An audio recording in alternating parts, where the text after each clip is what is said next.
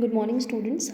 Now, the poem which we are going to do is in your syllabus, paper 1 and section B. In section B, you have four poets related to the Indian English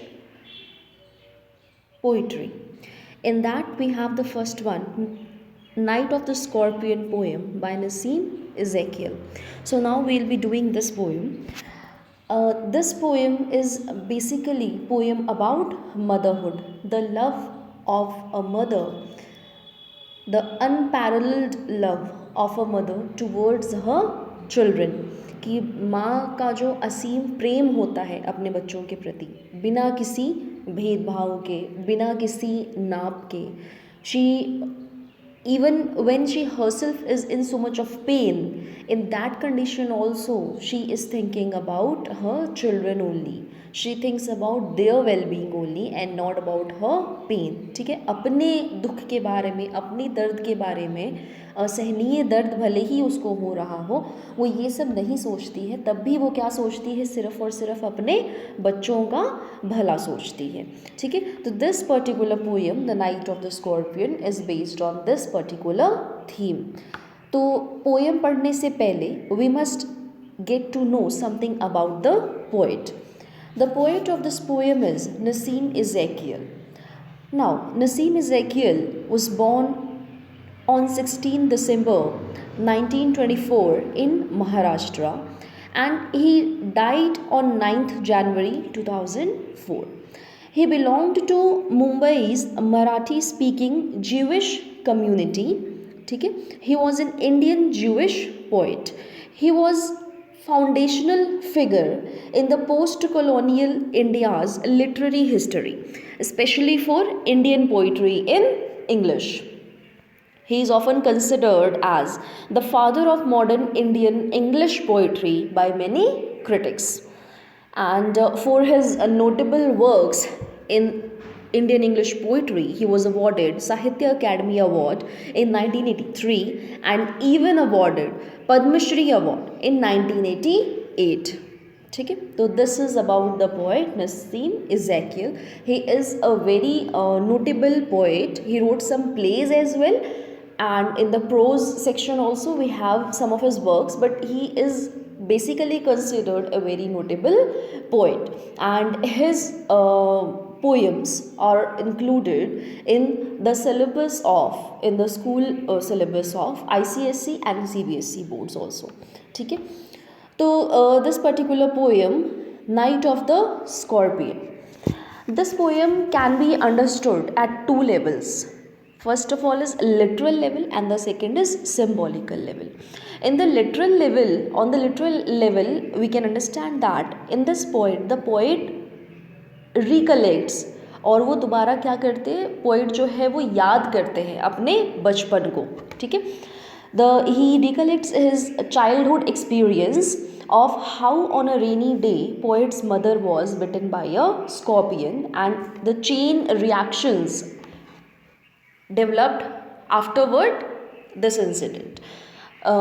literal level पे अगर हम इस poem को समझेंगे तो इसमें क्या है कि पोइट जो है वो अपने बचपन को याद करते हैं, बचपन के समय को, कि एक बार ऐसा वक्त आया था, एक बार ऐसी घटना घटित हुई थी दैट इनकी बहुत ही बरसात हो रही थी रात में, और इनकी मदर को जो है, बिल्कुल गांव का सीन है, इन द विलेज, एंड इनकी मदर को जो है एक बिच्छू आकर के जो है वो काट जाता है. अब फिर उसके बाद इनको बहुत ज़्यादा पेन होने लगता है, और फिर जो इनके फादर का क्या रिएक्शन रहा, गांव के और भी जो लोग होते हैं वो आते हैं, उनका क्या रिएक्शन रहा, इसकी डिटेलिंग जो है इस कविता के माध्यम से कवि देते हैं. But on the other hand, if we see on the symbolical side, what we can understand on the symbolical aspect of the poem, on this aspect the poem depicts, this particular poem Night of the Scorpion, it depicts the Indian ethos and cultured richness, Indian culture की richness को दिखाता है through a simple incident and epitomizes the typical Indian motherhood which depicts sacrifice and affection. Symbolical side पे हम ये समझ सकते हैं कि इस इंसिडेंट के माध्यम से कवि जो है भारतीय संस्कृति सभ्यता की जो रिचनेस है, जो बहुत ही भव्य हमारी संस्कृति है, उसको दर्शाते हैं। और उसमें जो मातृत्व भाव है, जो एक माता का अपने बच्चों के प्रति जो प्रेम होता है, असीम प्रेम होता है, और सेक्रीफाइस होता है, जो वो त्याग करती है बच्चे के प्रति, जो उसको लगाव होता है, उसको कवि जो है यहाँ पर दिखाते हैं कि भले ही जो मदर है, जो माता है, वो बेशक स्वयं भले ही कष्ट में हो, लेकिन even in that condition also, उस सिचुएशन के दौरान भी she do not forget to think about her children. वो तब भी क्या है, अपने बच्चों के भले के बारे में ही सोचती हैं। ठीक है। Now this poem the night of the scorpion, जो इसकी थीम है, there are basically two themes underlying in this poem. One theme is of motherhood, जो कि डिपिक्ट हो रहा है बिल्कुल सीधे सीधे। The poem highlights the motherly love of poets mother, though being bitten by a scorpion and is in miserable pain for 24 hours, but on recovering she thanks God for not letting the scorpion bite her children। कि motherhood का सबसे important theme जो है, number one पे दो themes हैं। First of all is of motherhood कि poet इसमें कवि जो है इस कविता के माध्यम से ये दिखाते हैं कि कैसे उनकी मदर जो है वो खुद असीम दर्द में है, बहुत ज़्यादा उनको क्या है, दर्द का अनुभव हो रहा है। क्यों? क्योंकि उनको एक बिच्छू ने डंक मार दिया है। तब इतनी मेडिकल सुविधा भी नहीं थी, और गांव के जो लोग थे, उस वक्त का एटमॉस्फेयर जो था वो इतना कल्चर्ड नहीं था, और लोग भी इतने लिटरेट नहीं थे, इतने अवेयर नहीं थे। तो वो क्या करते हैं, अपने घर का ही इलाज विलाज करना शुरू कर देते हैं, और वो वही सब चीज़ों में उलझे रहते हैं। लेकिन फिर भी 24 घंटे लगभग वो पेन में रहती हैं। बट उसके बाद भी जब उनको होश आता है थोड़ा सा, तो शी थैंक्स गॉड, वो क्या करती है, भगवान को धन्यवाद देती है कि हे भगवान, तेरा शुक्रिया है कि जो बिच्छू है उसने मुझे काटा, मेरे बच्चों को नहीं काटा। ठीक है। तो this kind of affection Indian mother has towards her children. तो ये एक बहुत इंपॉर्टेंट जो मेन थीम है वो पोएम की ये है। Now there is a second theme also which runs along with the poem throughout, that the theme of superstition, अंधविश्वास भी जो है एक थीम के रूप में इस पोएम में साथ साथ में चलती है। इंडियन कल्चर का, जो इंडियन सोसाइटी का एट दैट टाइम जो अंधविश्वास था, उसको ये पोएम कहीं ना कहीं उजागर करती है। The poem reveals the superstitions that prevailed in the Indian society at that time, that people did not thought of going to